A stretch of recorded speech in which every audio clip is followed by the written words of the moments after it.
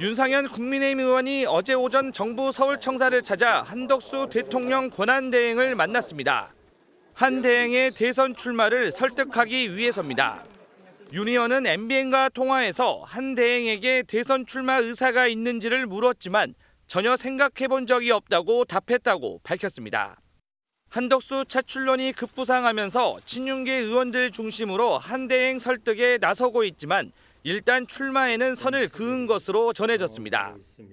최근 총리실 간부들에게는 대선에 디귿자도 꺼내지 말라며 입조심을 당부한 것으로도 알려졌습니다.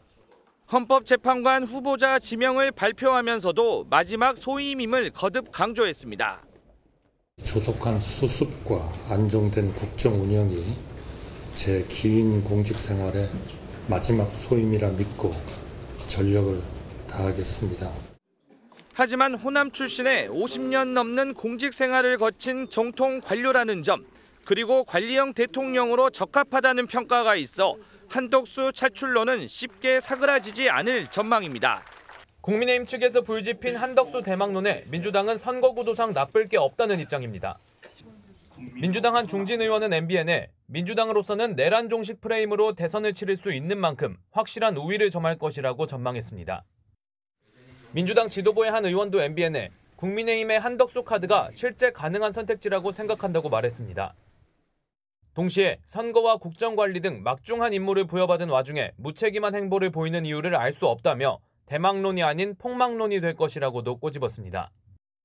예상 밖의 헌법재판관 임명 등을 거론하며 윤 전 대통령의 입김이 아직 작용하고 있는 것 아니냐고도 의심했습니다. 한대행 출마에 대해 복수의 의원들은 자진 사퇴는 어려울 거라고도 입을 모았는데 대선에 나선다면 국회에서 탄핵된 뒤 의회 독재 피해자 이미지를 강조할 것이라는 전망입니다. 민주당은 재판관 전격 임명이 한덕수 대행의 자신의 탄핵을 재촉하기 위한 카드라고 의심하며 다각적으로 고려해 대응한다는 계획입니다.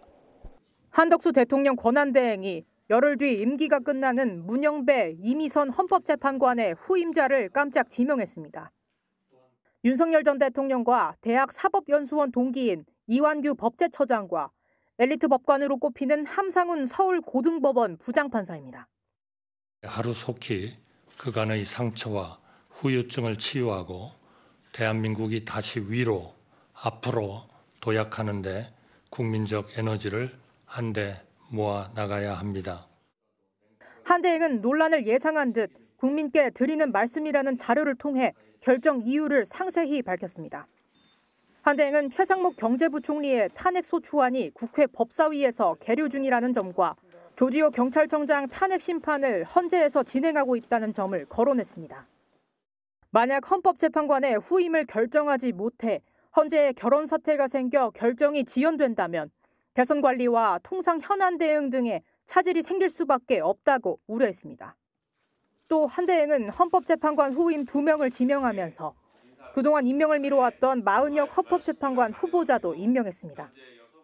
한 대행은 사심 없이 나라를 위한 결정을 내리기 위해 최선을 다했고 결정의 책임도 오롯이 자신에게 있다고 말했습니다.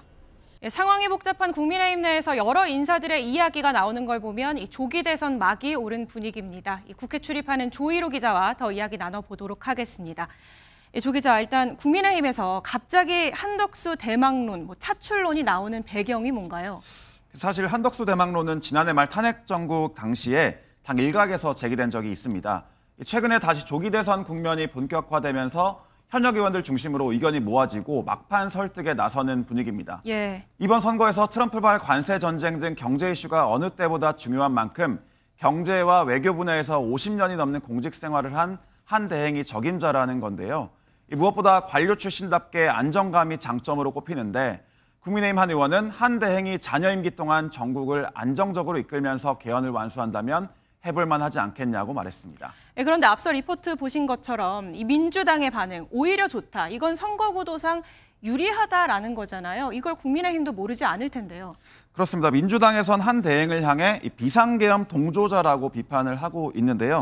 따라서 한 대행이 대선에 나오게 되면 민주당 입장에선 이 내란 프레임을 강화할 수 있습니다. 국민의힘으로서도 이 고민을 하지 않을 수 없는데요.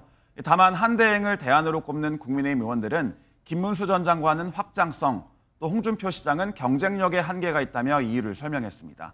하지만 반대로 얘기하면 한대행이 거론되는 것 자체가 이 국민의힘의 대선 후보 인물난 고심을 단적으로 보여주는 장면이라는 해석도 나옵니다. 결국에 당내 다른 후보들에 대한 경쟁력 의심이 이 차출론으로 이어진다는 측면이 있는 건데 얘기가 계속 나오다 보니 지도부도 오늘 이 차출론에 대한 질문을 받았죠. 그렇습니다. 오늘 아침 원내대책회의 직후 기자들과 만난 자리에서였는데요. 처음에는 답변할 위치에 있지 않다라고 짧게 답했는데 조금 생각하더니 다른 기자의 질문을 끊고 다시 대답을 이렇게 이어갔습니다.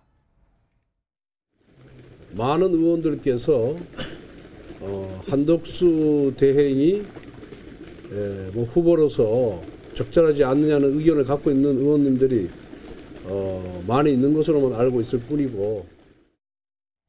결국 지도부 발언으로 이 당내 여론에 대해서는 어느 정도 인정한 셈인데 그런데 당장 민주당은 한대행 재탄핵 카드를 거론하고 있고 무엇보다 당사자의 입장도 중요하잖아요. 그렇습니다. 일단 국민의힘에선 민주당의 탄핵 카드를 내심 반기는 분위기도 감지됩니다. 예. 이 한 대행으로서는 대선 관리를 해야 하는 자리에서 내려와 직접 출마하는 게 부담인데 탄핵이 된다면 그런 부담도 덜 수 있지 않겠냐는 겁니다.